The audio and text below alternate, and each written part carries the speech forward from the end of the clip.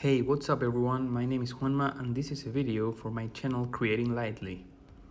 Today we're going to be watching a speed painting of my P330 Le Mans piece I did on Procreate 5 in my iPad Pro, so without further ado, let's get to it. This is the finished piece, but I've gone a long way to get there. First up, I needed some reference, so as weird as it may sound, I got into my Xbox One and fired up Forza Motorsport 7. This is how I got this reference picture. I got into the car and drove a few laps around Circuit de las Arts. Thought about some compositions in different parts of the circuit in different situations. Snapped some pictures, and this is the one I liked the most. It was taken at the end of the famous Mulsanne Straight, while stomping on the brakes, as you can imagine from the red hot calipers. After getting the picture, I uploaded it and got it into Procreate. I started sketching on top of the picture in order to get all the perspective and proportions right, since I am not really that good at drawing on a blank canvas.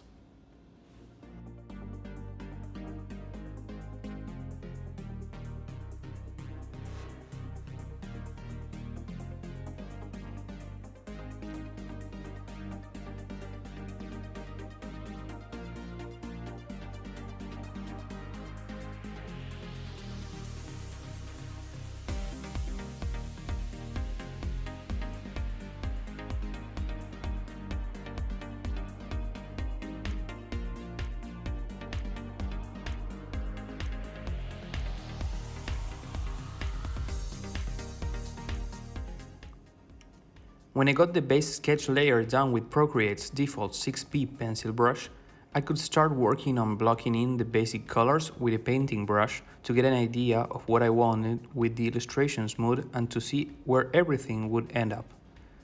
I then went back and forth between the 6B and the painting brush to add some more details and some basic shadows. To me, it's important to be organized with the layer work, since that lets you be more loose on the painting, because it's super easy to erase some line or paint overshooting when you work this way. At this point, I'm looking at the reference picture on my phone in order to have a reference about the scene's lighting. After some work on the car's body, I start to sketch the wheel's few details. It's very easy to get drowned in details and realism when doing this kind of zoomed-in work, but you always have to think about the piece as a whole. Will this detail be important for the painting as a whole, or will it get lost? If the latter is the case, then don't invest time on it.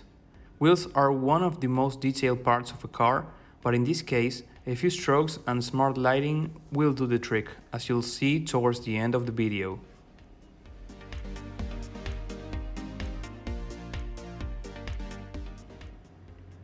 Here I'm working a little bit on some details of the body, like the Ferrari logo and a couple of decals. I noticed the body of the car was too light for what I wanted, so I started adding some darker areas.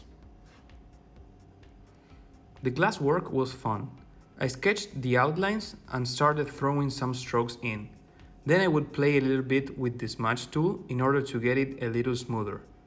Remember that Procreate lets you use brushes with the usual size and opacity adjustments within the smudge and eraser tools.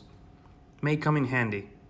As I mentioned before, working in a separate layer let me overshoot a lot, since erasing is super easy when you do this.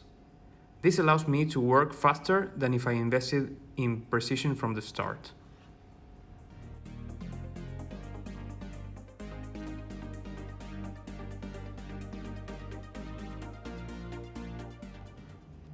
As you may guess by now, I had a lot of trouble getting the look of the light beam on the ground as I wanted, regarding both shape and texture. And if that wasn't enough, I was not convinced by the ground itself either. It was just too light for the look I was going for.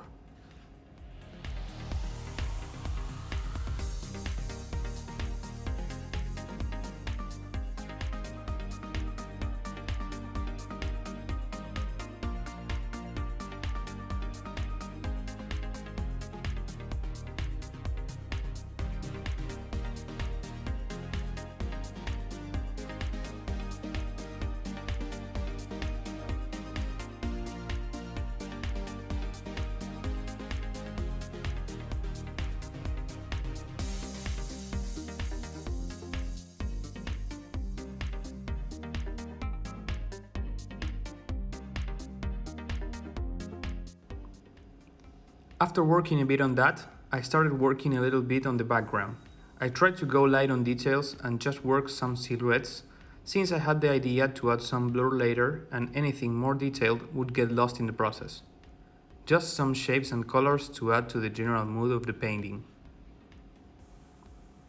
For the metal structures and power lines in the background, the shape assistant in Procreate came in really handy.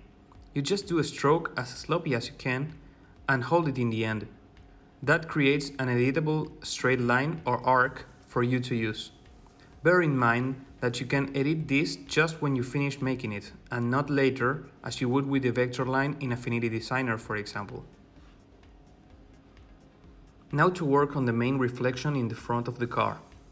This one was tricky because it was the first one and it's a crucial part of the composition, as it almost sells the entire piece. Do it well and the whole thing will look better. Mess it up and it's game over.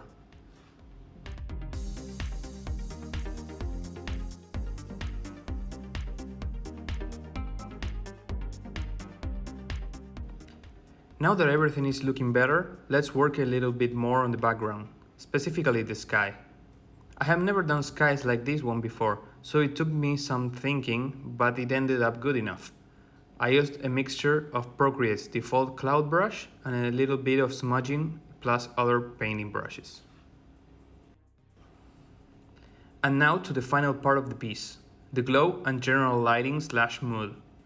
I knew I wanted to make things glow and reflect like crazy, so I watched a bunch of YouTube tutorials on how to make things look glowy and gave it a shot. It's pretty straightforward since you have to think about when you see something glow in real life or in a photograph.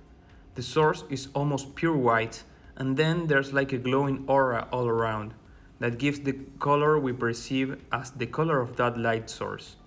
So here, I went for a warm neutral tone for the highlights and the glow. Tried to think how the light hit some of the objects and went crazy with the airbrush. Basically, you just make the airbrush bigger as you lower its opacity to create a smooth aura around the main light source. This source can be a real light source or a place where it reflects a lot. Finally, worked into some fine detail inside the wheel, cleaned up some lines that were sketchy, added some noise, polished the overall look, and that's it. This is the finished piece and I am very happy with the results. It's my first fully raster illustration and also the first one with Procreate, since I'm used to making vector illustrations in Affinity Designer. I found it a bit harder to get a workflow that worked for me, but finally I could manage to get out of my comfort zone and get some raster work done. If you'd like to see this piece or any other previous work in more detail, you can find me as Creating Lightly in ArtStation, Twitter and Instagram. Also, don't hesitate to contact me if you'd like to order a print or a custom work commission. I hope you enjoyed this video. Please let me know in the comments section below if you have any doubts or suggestions. Until next time!